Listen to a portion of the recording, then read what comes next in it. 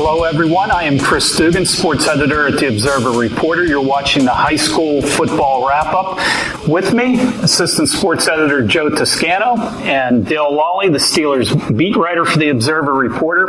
Guys, we're going to talk some high school football. Through 2 weeks, out of the 22 local teams we have in the OR coverage area, only 8 are undefeated. I'm not going to put you guys on the spot and make you guess all 8. But there are 3 teams in 4A, Ringgold, Bell Vernon, and South Fayette. In AA, we have Wash High, Bentworth, and Burgettstown all undefeated. And in Class A, we have a couple of teams, Carmichael's and Fort Cherry. Both of those clubs have only played 1 game. Which of those 8 has been most impressive? You know, Chris, to me, look, and this is based on who they've played, South Fayette. They're moving up 2 classifications this year. They've already beat Central Valley and Ambridge. Mars and Ambridge this week.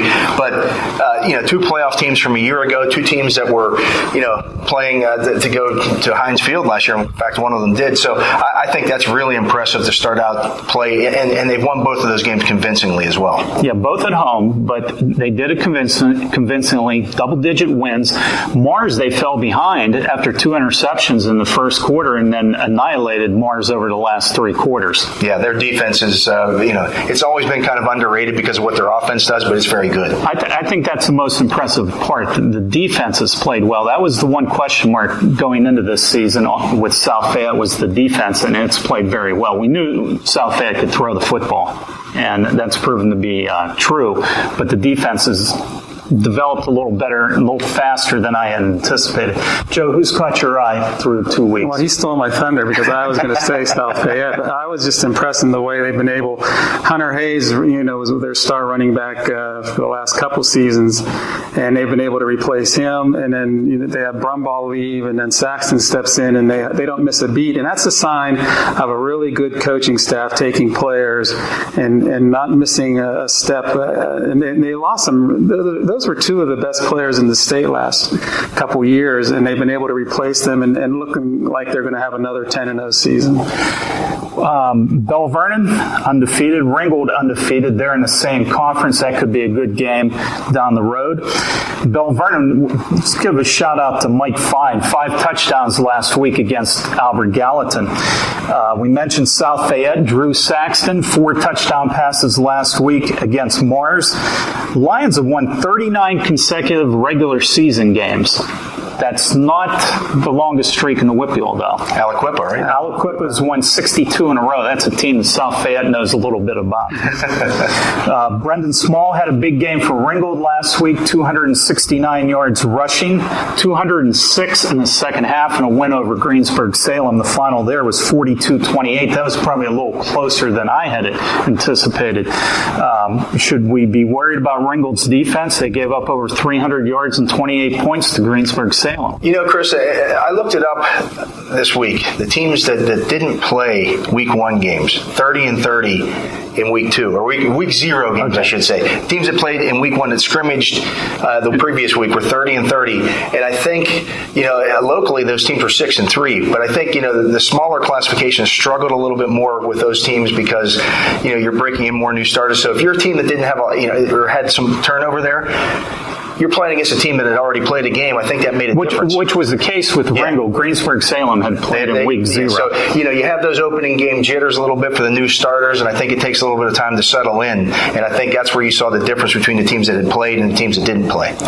And then the interesting thing about that is that the one big injury for us locally was the loss of Trinity's quarterback, and they didn't have a week 0 game. They had a scrimmage game, and Dylan Kern got injured against West Allegheny in their scrimmage and missed the West Mifflin game, which forced John Miller to use their wideout as their quarterback.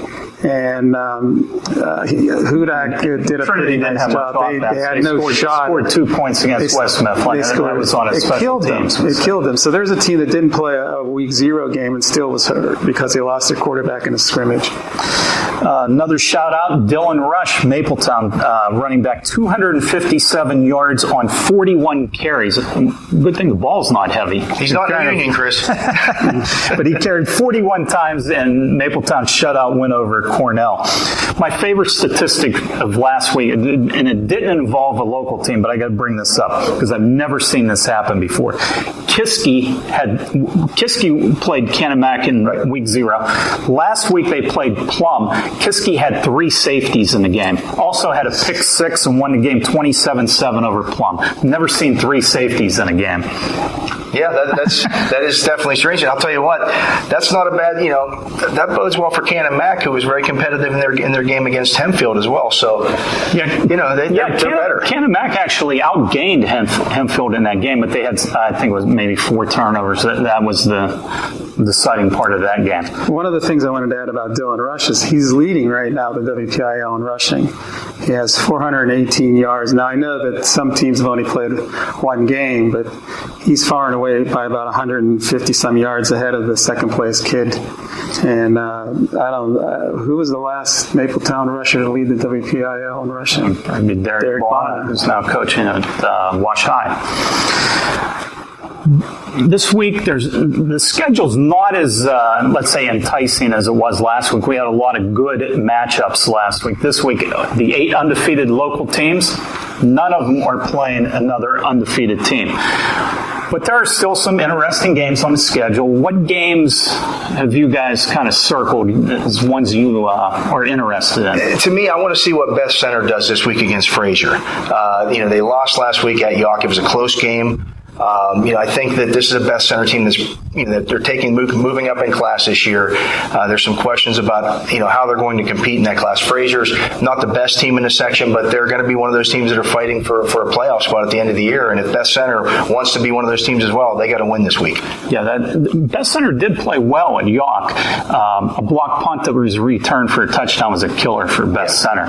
Joe, what game interests you? I always have kind of a soft place in my heart for the teams that always struggle to win, and I'm going Avella at California. Avella is right now tied for first place in the Tri-County South Conference, and anytime the Eagles are in first place, that just has to make you feel pretty good about that program that has maybe 15, 20 kids on it each year.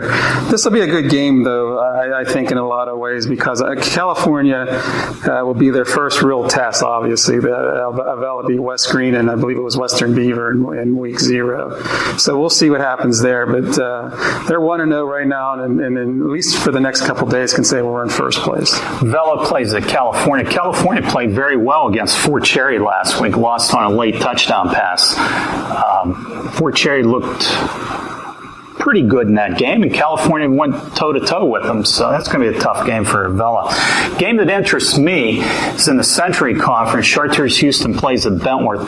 Chartiers-Houston had 7 turnovers last week and lost to Jeanette, but Chartiers-Houston was leading by double digits in the first quarter, and then the turnover bug hit them. I believe 3 interceptions for touchdowns. 3 pick sixes in that game. But Chartiers-Houston only gave up a little over 300 yards in that game. Now, there were 3 possessions that Jeanette didn't have because they returned interceptions for touchdowns.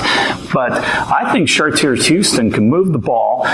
We know Bentworth can move the ball. This could be a long game. It very well could be, and we'll see which team's defense is, which one holds up better, because they're both going to throw the ball around a little bit. Yeah, and last week Bentworth fell behind double digits in the first quarter against Brownsville. Shut out Brownsville over the last 3 quarters, rallied the win behind Josh Hughes' passing. Yeah, and as long as Chartiers-Houston has Spencer Turling, and they'll have a decent running game. He had a pretty strong game last week, and if he's running the ball well and they're running the ball well, then they have an opportunity to win that game. Now, this is supposed to be a high school football video cast here. We're going to go off subject here a little bit. We're going to talk about one college football game this week. Pitt and Penn State. First time the teams have met in, 16 years? I believe so. Penn State has not scored against Pitt in 17 years. That's true. Because wasn't the last game a shutout? The last game was a 12-0 shutout. That is true. They're playing at Heinz Field on Saturday at noon. Who do you think is going to win that game? Well, Pitt's a big favorite in that game, and I don't know that they're going to cover. I think it was like 10 points when I saw it during the offseason. Neither team looked particularly sharp in their opener. They're both playing MAC conference teams. But, I got to go with the home team in this one just because, I think they have the home field advantage, I think, will make the difference in this. Yeah, the spot was 10, and I think it's dropped to 4 now. And I think a lot of people looked at that game Pitt played against Villanova and were a little surprised at how close that game actually was. And what used to be the 1AA conference team there. What is that, FCS now, I think they call them now. But the one thing that I thought was really bizarre was Pat Narduzzi, the head coach of Pitt, making his players unavailable to the media to build up the hype with this game. Why does he care about building up hype? Well, he should. I mean, if he turns around and looks into the stands and sees those 30,000 empty seats, there won't be 30,000 empty seats. There'll be no empty seats. But this is an opportunity for them to get back into that rivalry mode within Western Pennsylvania and maybe even Central Pennsylvania. And I think he's making a mistake by muzzling his players. Two interesting things to me about this game. One, what's the fan breakdown going to be? Is it going to be 90-10 Pitt, or is it going to be closer to the 50-50? I don't know if it'll be 50-50, Chris, but I would say it's probably at least 70-30. I think a lot of Penn State fans are going to show up for the game. I think a lot of Pitt fans. I mean, this has always been, I think, a bigger rivalry in the eyes of Pitt than it has Penn State. I think Penn State was always it felt like they were above the rivalry. So I think that the Pitt people are going to show up in more numbers than the Penn State people, but there will be a large Penn State contingent there. This is my prediction for this game. It'll be the slowest paced college football game of the year. I think Penn State, their coaching staff would like to pick up the tempo on offense, play at a faster pace, but with Trace McSorley being a new quarterback, I don't think he can do that just yet, and they'll play it closer to the vest, slow the tempo down. And Pitt, with an I formation running game, they like to play a slower paced, grinded out type game. So this could be probably the game that might have the fewest amount of plays in it in the college football season. I'll tell you what, and watch Waynesburg's Scott Orndorff. He had a big game against Villanova. I believe he had 5 catches for about 70 yards. He could be a big factor in this game. Yeah, right now I'm leaning toward Pitt in this game. I think Pitt's a little bit better at quarterback, and I like their defense a little bit more than I like Penn State's defense. So I'll take the home team. We'll find out who's right and who's wrong next week on the weekly football wrap-up. Maybe we'll even take the show on the road for next week.